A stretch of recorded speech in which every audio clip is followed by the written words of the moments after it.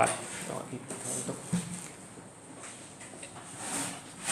Yo recuerdo que una vez ya hablé de este tema en concreto, pero no lo hablé con este texto. Pero es que es un tema muy recurrente porque hoy voy a hablar de la fe, ¿no? Y la fe, pues ciertamente es la palabra con la que más podemos definir la vida de un cristiano desde que comienza hasta que termina, ¿verdad? La vida de un cristiano se puede definir por la fe realmente, porque eso es lo que realmente tiene mucho valor dentro de nuestra vida, ¿no? El mundo también sabe lo que es la fe realmente, aunque a mi parecer no muchos son capaces de comprender con todo detalle la verdadera fe de la que la Biblia habla o de las características que la verdadera fe tiene y que la Biblia nos muestra, ¿no? Cuando algunas personas oyen, por ejemplo, que tal persona o que alguien tiene fe, piensan que se trata de algún tipo de creencia ciega al que uno se da sin más y no tiene ni idea ni de dónde se mete, ni a dónde va, ni qué le pasa, ¿no? Tienen como esa idea de una persona que se tira a un precipicio sin ningún tipo de confianza en nada más que en su propia fe, ¿no? Pero la fe de la Biblia nos habla de una fe que no es en la fe. O sea, la fe no es en la fe. La fe es en otra cosa, ¿no? No reside en cuanto nosotros creemos. La Biblia nos habla de una fe que confía en aquel que es fiable, en aquel que es confiable, ¿no? En aquel que es digno de poder creer en él. Y aunque es cierto que a veces tenemos fe en cosas que no se pueden ver, porque una cosa no quita la otra, sí tenemos fe en cosas que son reales o que son ciertas, ¿no? Por ejemplo, en el capítulo que más claramente se habla de la fe es en Hebreos, ¿no? En el capítulo 11, y en el capítulo 11 de Hebreos empieza diciendo: es pues la fe la certeza de lo que se espera, la convicción de lo que no se ve. Entonces ya nos está diciendo que la fe cree en algo que no se puede ver. Vale. Pero si tú sigues leyendo todo el capítulo de Hebreos, te vas a dar cuenta que la fe que aparece en los hombres y mujeres que está exaltando por su fe, aunque no podían ver aquello en lo que creían, confiaban con total certeza de que aquello que Dios les había prometido se iba a cumplir. Por tanto, la fe no es una fe ciega. La fe es una fe que se agarra de las evidencias. ¿Cuáles son las evidencias que nosotros tenemos? Que Dios es confiable, que Dios ha prometido muchas cosas desde el principio y que todas ellas, o casi todas ellas, se han cumplido. Por tanto, eso nos habla de un Dios del que se puede confiar. Dios, cuando promete una cosa, ciertamente eso es una promesa. Entonces, es algo que todavía no está, es algo que va a venir. Entonces, ¿a qué te agarras? ¿Te agarras a que Dios es realmente confiable y que esa promesa la va a cumplir porque Él lo ha dicho? No sabes cuándo, no sabes cómo a lo mejor, pero lo va a hacer. Esa es la fe que se entrega diciendo: yo sé que tú lo has prometido, entonces lo harás. Y esa es la fe que le agrada a Dios. La fe que es total confianza en Él. Eso es lo que a Él le agrada, ¿no? No estamos entonces hablando de una fe extraña que no sabe qué espera ni de qué está convencido. Porque si no, Hebreos no empezaría así, ¿verdad? La fe es algo que sabe lo que espera, que sabe de qué está convencido. Entonces ya hay algo a lo que se puede aferrar. Y vamos a tocar acerca de la fe en la primera carta del apóstol Pedro, precisamente.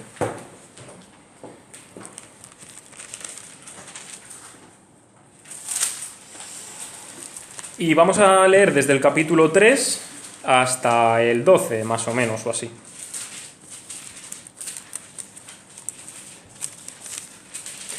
La primera carta de Pedro, capítulo 1.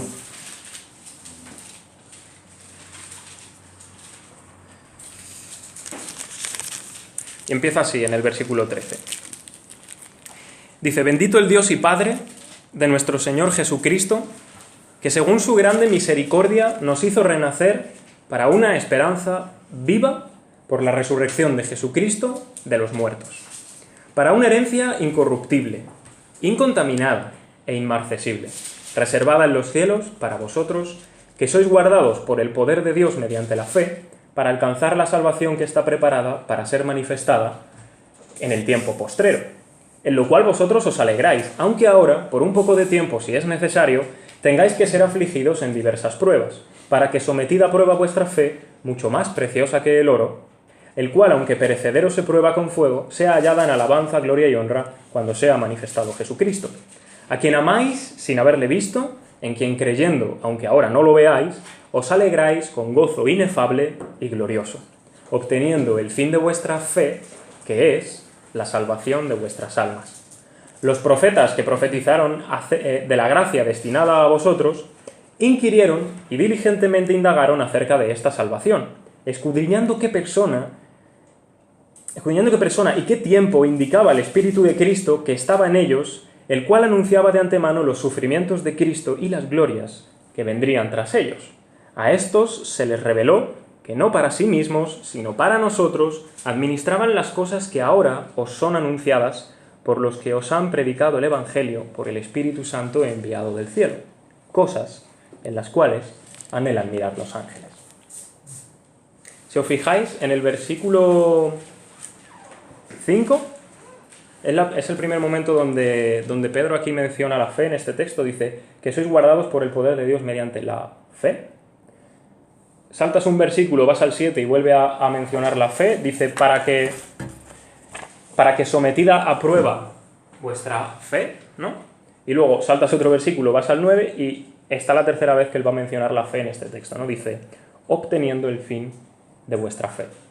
Entonces, nos vamos a un poco a meter dentro de esos versículos para ver qué nos enseña de la fe en este texto, ¿no? Y nos va a enseñar tres cosas. Lo primero, vamos a aprender que la fe es una fe que cree, ¿no? Pues vamos a leer lo del principio de nuevo en el texto. Dice, desde el versículo 3, dice: Bendito el Dios y Padre de nuestro Señor Jesucristo, que según su grande misericordia nos hizo renacer para una esperanza viva por la resurrección de Jesucristo de los muertos, para una herencia incorruptible, incontaminada e inmarcesible, reservada en los cielos para vosotros, que sois guardados por el poder de Dios mediante la fe para alcanzar la salvación que está preparada para ser manifestada en el tiempo postrero. Ese sería el primer cachito que nosotros vamos a ver, y en ese cachito aprendemos que la fe es una fe que cree, ¿no? ¿Por qué? Lo primero que alcanzamos a ver, si vamos poquito a poco, es que de la boca del apóstol Pedro sale una expresión de alabanza. Él empieza diciendo, bendito sea el Dios y Padre de nuestro Señor Jesucristo, ¿no? Él lo llama bendito por una razón concreta que él la va a pasar a explicar ahora. Sin embargo, antes de decirnos por qué motivo él alaba a Dios diciéndole bendito, nos indica una característica y una personalidad del ser de Dios. Nos muestra cuál ha sido el motor que a Dios le ha impulsado a hacer lo que ha hecho y que ahora Pedro está precisamente alabando. Y nos lo dice ahí, que según su grande misericordia. Y esto es importante que lo tengamos en cuenta, porque todavía no ha empezado a explicar qué es lo que Dios ha hecho, sino lo que Dios es decir, un Dios misericordioso, ¿verdad? Entonces, aprendemos una primera cosa. Dios es digno de alabanza por su misericordia. Segunda cosa que también aprendemos, que Pedro empieza alabando a Dios por quién es Dios, precisamente. Y esto es hermoso, porque muchas veces nosotros solo nos acordamos de alabar a Dios cuando Él hace algo en nosotros, o hace algo en nuestra vida. A lo mejor se nos puede olvidar alabar simplemente por quién Dios es, y eso es algo que nunca cambia, como tú bien has dicho, ¿no?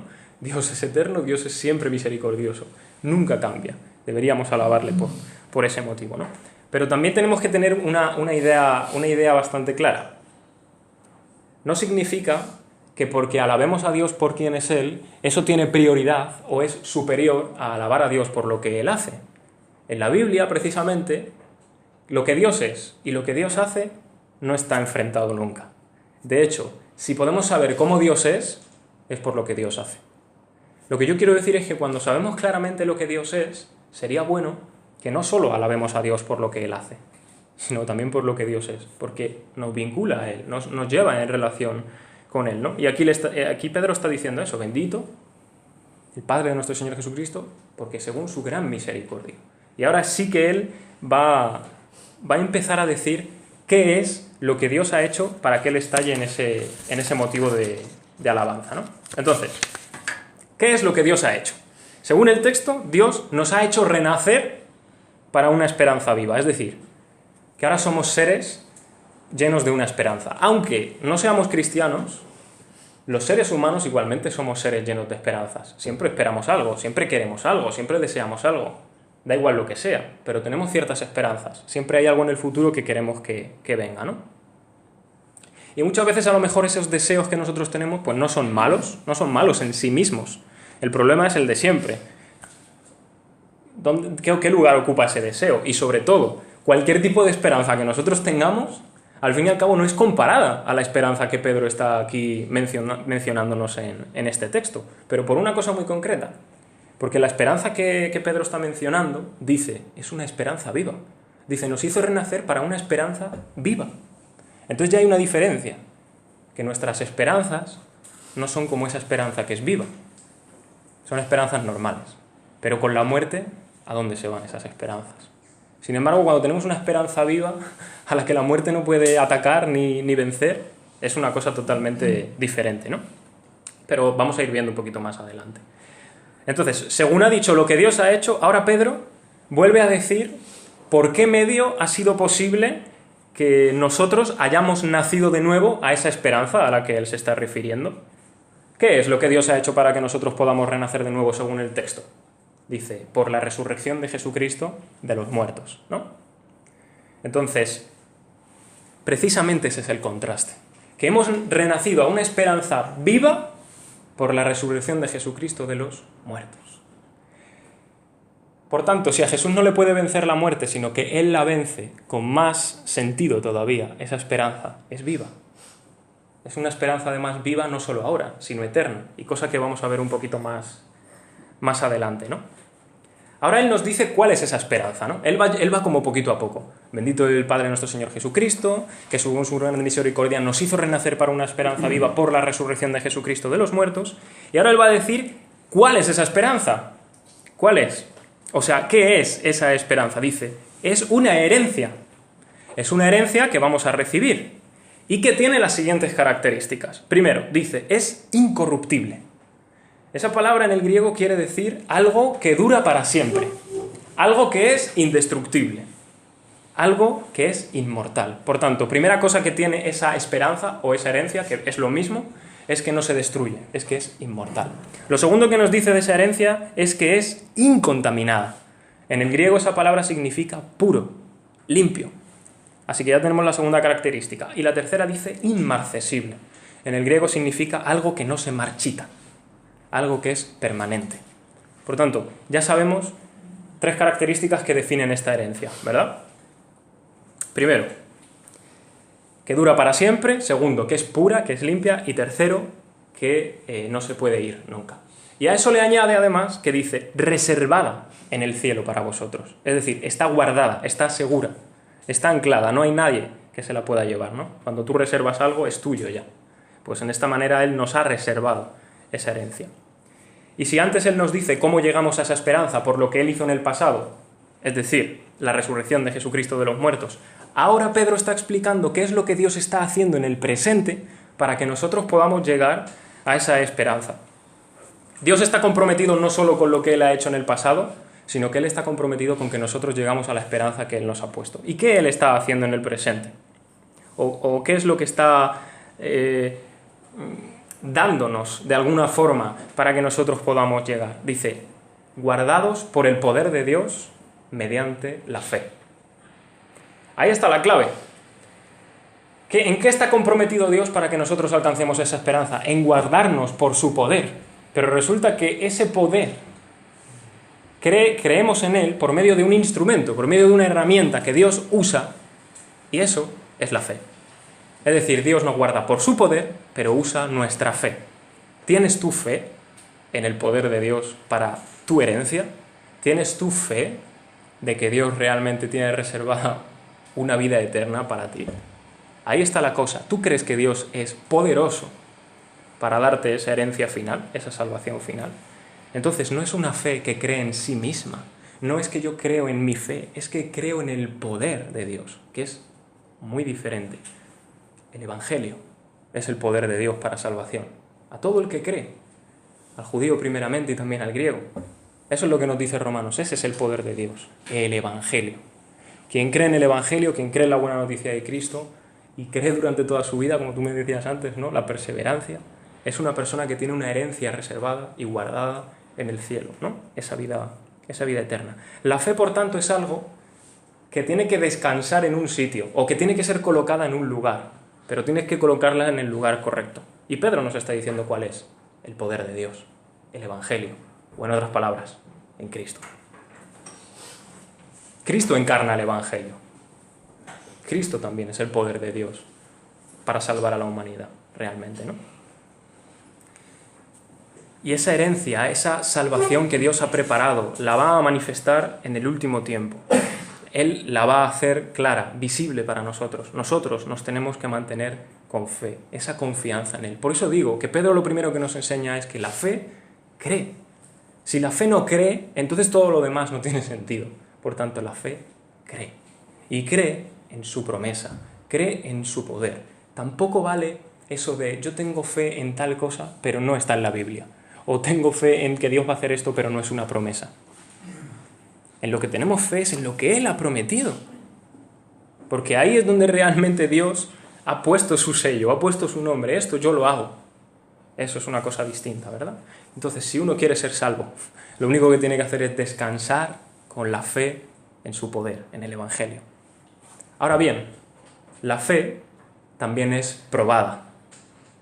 Y eso es lo que vemos en la siguiente sección, desde donde lo hemos dejado. Si seguimos leyendo, dice: en lo cual vosotros os alegráis, aunque ahora, por un poco de tiempo, si es necesario, tengáis que ser afligidos en diversas pruebas, para que sometida a prueba vuestra fe, mucho más preciosa que el oro, el cual aunque perecedero se prueba con fuego, sea hallada en alabanza, gloria y honra cuando sea manifestado Jesucristo.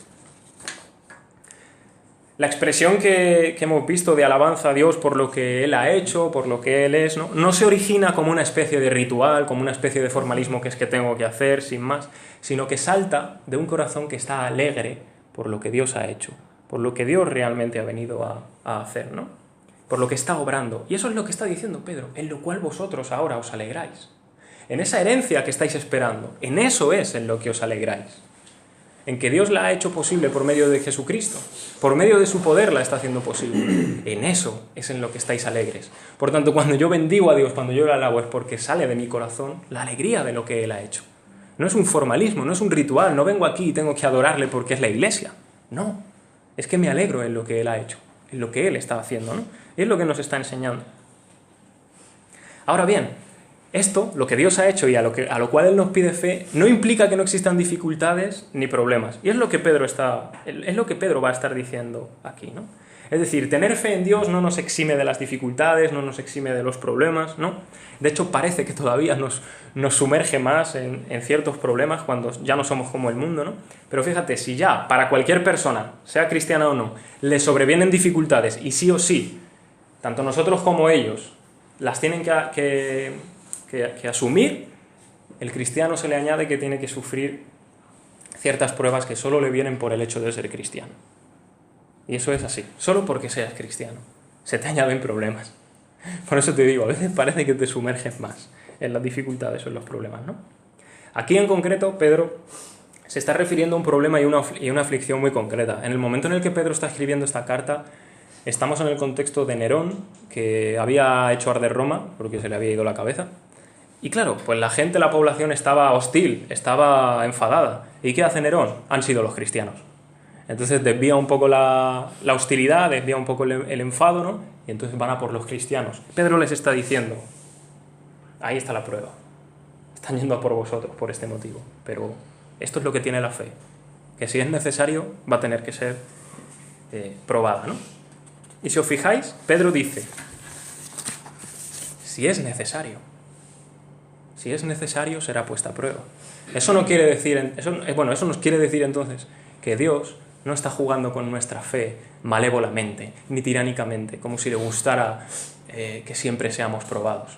Él está diciendo, si es necesario. Claro, ¿cuál es la necesidad? Pues muchas veces nosotros no la comprendemos, solo la comprende Dios. Él sabe por qué nos puede meter en esas dificultades o en esas pruebas, ¿no? Realmente. Claro, uno puede decir, vale, lo entiendo, lo acepto, ok, Dios me puede meter en estas pruebas, puede meter mi fe a prueba. Ahora bien, Pedro, explícame por qué, dime el motivo, porque me gustaría saberlo. Y Pedro lo responde. Y él lo explica con una metáfora, ¿no? Dice que el propósito que tiene que la fe del cristiano sea probada es la misma que cuando el oro se refina. El oro, cuando tú lo tomas, para refinarlo, para que quede oro puro, por así decirlo, para quitarle todas las impurezas que están en el oro, depende de dónde lo extraigas, pues bueno, a día de hoy existen un montón de medios ya tecnológicos abundantes, ya con máquinas y todo, ¿no? Pero en su tiempo pues era a través de quemarlo, ¿no? Entonces él está diciendo esto, que al igual que el oro, vuestra fe es probada. Pero ahora, un detalle, tu fe vale más que el oro. Más importante que el oro. ¿Por qué? Porque el oro no compra tu alma. La fe tampoco, pero la fe cree en el poder de Dios. El poder de Dios en el Evangelio. El Evangelio es la buena noticia de que Cristo, siendo Dios, se hizo hombre para morir por nosotros. ¿Quién compró tu alma? Cristo mismo. Ahora crees en su poder, en el Evangelio, en lo que Cristo hizo. Eso es lo que la fe realmente hace. Por tanto, la fe, si es necesaria, va a ser probada. ¿Cuánto de real es tu fe? ¿Cuánto de cierta es tu fe? Porque nosotros a día de hoy decimos, vale, yo lo tengo claro, pero en el día de la prueba las cosas cambian. Incluso cuando nosotros estamos aquí y pensamos en la prueba, pues no lo vemos igual que cuando estamos dentro, ¿no? La cosa es que Pedro nos señala, la fe, si es necesaria, va a ser probada. Pero recuerda que tu fe vale más que el oro. Recuerda que es una fe que cree en Dios, ha comprado tu alma, Él te salva. Y dice que la meta final, al final, me repito, ¿no? Es que esa fe sea hallada en alabanza, en honra y gloria cuando venga Jesucristo a por nosotros. O de otra manera, que la fe no es un motivo para que tú te gloríes. Que la fe no es un motivo para que tú te creas superior. Yo tengo más fe que otros. Cuidado. Porque la fe realmente es para la gloria de Dios. Es lo que está diciendo aquí, que vuestra fe, al ser probada y purificada, sea hallada en alabanza, gloria y honra cuando Jesucristo vuelva. Hasta la fe, Dios la está haciendo para su gloria. Para que no quede nada en nosotros que sea para nuestra propia gloria realmente. Hasta incluso la fe, ¿no? Y por nuestra humana debilidad, pues obviamente nos podemos sentir siempre muy tentados a que cuando viene la prueba, nosotros empezamos a dudar, nosotros empezamos a sentirnos tentados a pensar que Dios se ha alejado, que Dios se ha ido, que Dios ya no está. No es lo que Pedro está diciendo, la prueba es para purificarte, para hacerte mejor, por tanto Dios está más cerca todavía. Pero somos así realmente, y yo no quiero ir aquí de argumento de superhombre, es decir, somos así los seres humanos, no queremos sufrir. Y no somos masocas, no estamos buscando nunca el sufrimiento. Vamos, eso sería ridículo, ¿eh? Aunque seas cristiano no tienes que buscar el sufrimiento. Pero cuando viene no nos gusta sufrir realmente, ¿no? Pero Dios dice, es para mi gloria y para tu bien. Eso es lo que nos está diciendo aquí Pedro en el texto, ¿no? Que tiene un sentido y que podemos tener esperanza de que viene en un futuro mejor, ¿no? Entonces, la fe cree, pero la fe también es probada. Y la tercera cosa que aprendemos en este texto, y la última, es que la fe tiene una meta. La fe mira más allá de sí misma. Por eso todo el rato estoy diciendo, no es fe en la fe, es fe en algo. Y además es fe para algo. La fe es el instrumento, el medio, ¿no? Y si seguimos leyendo, dice, no sé en qué versículo me he quedado, pero dice, a quien amáis sin haberle visto, en quien creyendo, aunque ahora no lo veáis, os alegráis con gozo inefable y glorioso, obteniendo el fin de vuestra fe, que es la salvación de vuestras almas. Los profetas que profetizaron de la gracia destinada a vosotros inquirieron y diligentemente indagaron acerca de esta salvación, escudriñando qué persona y qué tiempo indicaba el Espíritu de Cristo que estaba en ellos, el cual anunciaba de antemano los sufrimientos de Cristo y las glorias que vendrían tras ellos. A estos se les reveló que no para sí mismos, sino para nosotros, administraban las cosas que ahora os son anunciadas por los que os han predicado el Evangelio por el Espíritu Santo enviado del cielo, cosas en las cuales anhelan mirar los ángeles, ¿no? Si hay algo de entre las muchísimas cosas que nosotros podemos conocer de Dios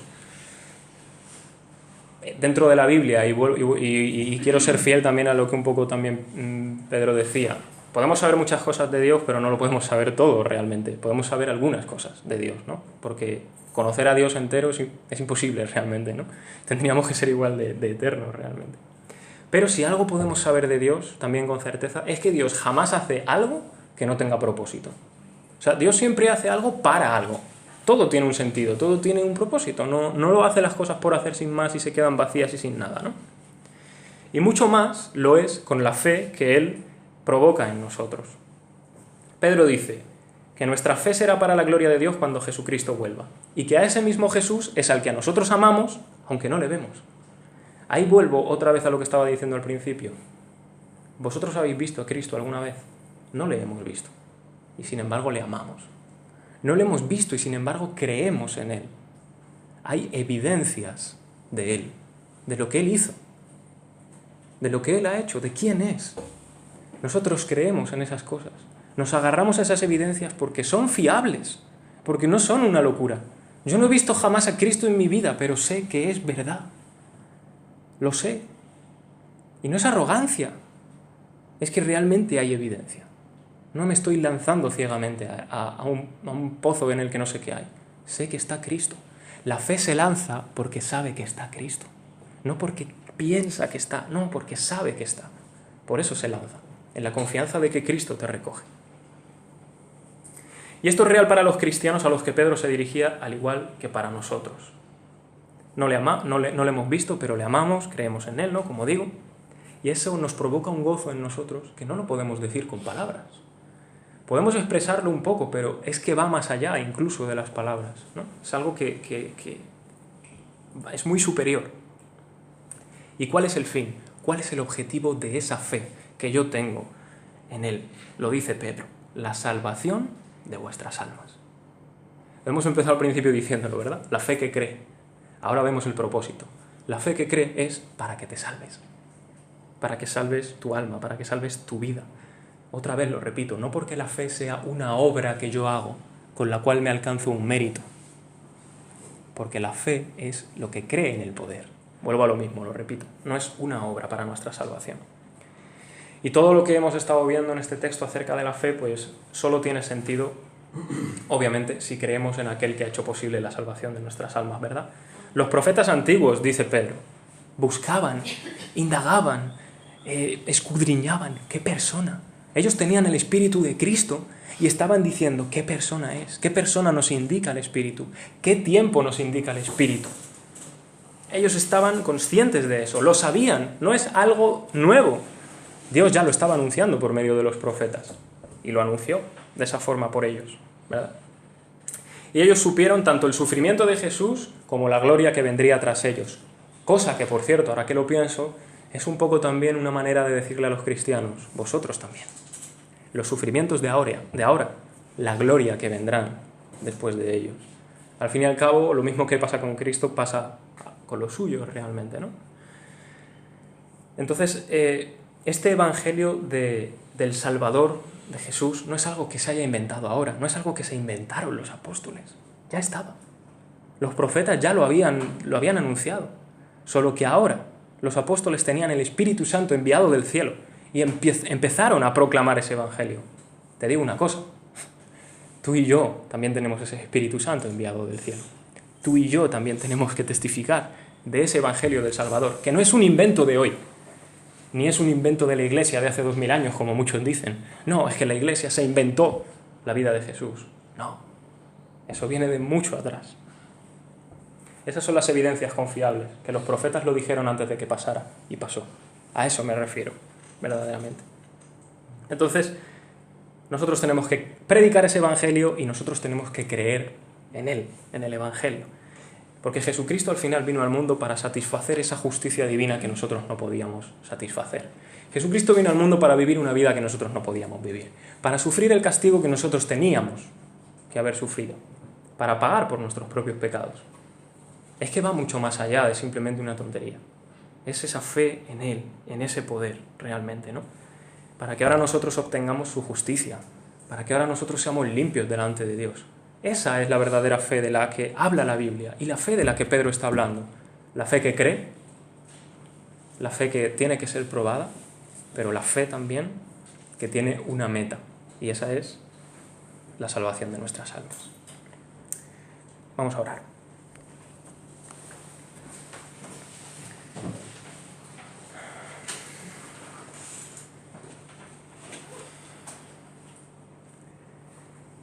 Señor, gracias por ser un Dios confiable. Un Dios que no deja lugar a ningún tipo de duda en nosotros, Señor. Y te pedimos perdón por las veces en las que dudamos, en las veces en las que pensamos que no eres confiable.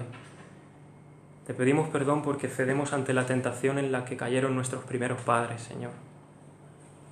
Cuando viene el enemigo y nos susurra que no eres confiable, a pesar de que tú eres claro al decirnos las cosas, y cedemos y caemos. O cuando nosotros, por nuestro propio pecado, Señor, pues nos hacemos nuestras propias ideas o creemos que lo que nosotros pensamos o decimos es más confiable que tu palabra, Señor. Cuando creemos que nuestras palabras finitas y que se quedarán en este mundo son más confiables que tus palabras eternas escritas en la Biblia, Señor. Gracias por ser ese Dios confiable, ese Dios que nos muestra tantas evidencias, tantas cosas para que nos aferremos a ellas y sepamos que aunque no lo veamos, ciertamente son verdad. Y Señor, no vemos a Jesús, no vemos todavía que Él haya venido al mundo a juzgarlo y a salvarnos. Pero Señor, lo creemos. Creemos que Jesús va a volver. Creemos que tú vas a venir a salvarnos, Señor. Y esa es nuestra esperanza.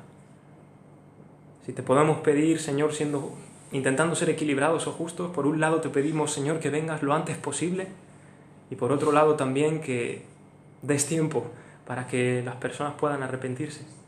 No sabemos muy bien cómo podemos vivir en esa tensión, Señor, pero en ella estamos. Porque por un lado queremos que la gente se arrepienta, por otro queremos que ya vuelvas y este mundo sea nuevo, Señor. Te pedimos que esta fe que tú nos has regalado, esta fe bendita gracias al Salvador Jesús, podamos usarla bien, Señor. Podamos usarla creyendo en tu poder, creyendo en el Evangelio, creyendo en lo que Jesús hizo por nosotros, Señor. También te pedimos que sea una fe real y genuina en nosotros para que en el momento de la prueba esa fe sea más fuerte y nos acerque más a ti, Señor. Y sobre todo que sea una fe que no pensemos que es una obra, que no pensemos que es un mérito para salvarnos, sino un instrumento que usamos para poder creer y estar firmes en la confianza de tu poder y de que tú nos vas a salvar, Señor. Que esa sea nuestra meta final y que podamos reflexionar en esto siempre realmente, no solo hoy, toda nuestra vida, Señor, y así nos ayudes. Te ruego por todo el resto de la semana que empieza, Señor, que podamos vivir precisamente hoy lo que hemos aprendido, vivir cada día sabiendo de esta fe, Señor. Que nos ayudes a todos los que estamos aquí, Padre, a los que tienen a lo mejor que volver al trabajo, quizá a los que también ahora cogen vacaciones, por todos ellos, Señor, para que nos guardes, para que nos protejas, para que en la fe en ti sigamos adelante en Cristo, Señor. Y gracias por el día de hoy y por lo que el resto de la tarde nos trae, Señor. Gracias por este día de descanso, de reposo, que queremos disfrutarlo, Señor, de una forma agradable, de una forma que te glorifique y te agrade, Señor. Ayúdanos y gracias por todo en el nombre de Jesús. Amén. Amén.